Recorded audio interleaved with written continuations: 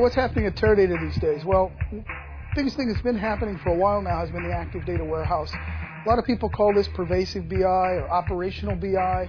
Whatever you call it, it basically means you're getting data real-time into your system and real-time out to your users. And most of the time this goes straight to a business user, to a line of business, predominantly to the front line. So we're talking about the cashiers, the tellers, the agents in the front line at the airport, the people on the loading dock, and the people that are actually moving inventory through the warehouse.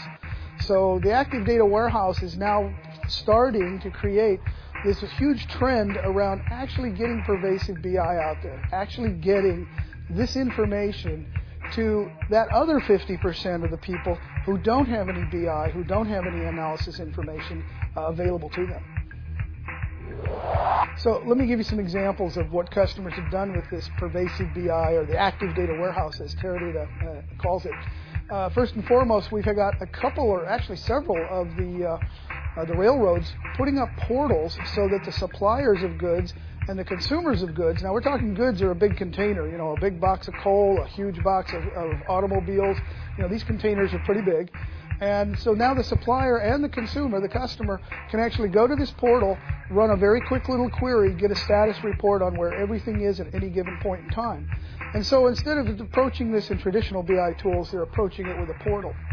Another example, we have an insurer, a disability insurer, and they were fighting some escalating costs in their call center because they had this, certainly when people are on disability, they have time to call and ask, where's my check?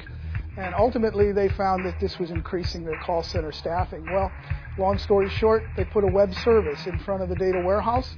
The web service feeds both the call center agent as well as the website. Well, now a lot of people are website literate. They can go use their browser and their Google. So they just go to the website, look up their status, and find out, oh, the check was mailed this morning, or they find out why the doctor didn't authorize it. They know who to go and argue with and get the forms filled out and get themselves authorized. Another situation, and this seems strange in the United States, but we have a bank in the Nordic area that is actually granting mortgage loans over the web. You think, oh my gosh, look what we've gone through in our financial situation, but here's a company that said it's taking us 6 weeks to grant a mortgage loan. All these committees, all these mailings, all these things signed off. Well, if they already know who you are and they have data in their database about you, they can grant the loan in 15 minutes, cost them about a small fraction of what it was before, and 15 minutes is certainly a lot less than 6 weeks. Of course, if they don't know who you are, they send you back to the old process and they triage out the people that they're not too sure of. So there's a lot of very good examples. We're seeing it happen in Europe. We're seeing it happen all over the United States. It's starting to grow in Asia, but it's a little slower over there for a lot of reasons. We've seen some real interesting work in China, by the way, with some of the government agencies there, in particular the Postal Service there is already feeding an active data warehouse and doing a track and trace application through a portal.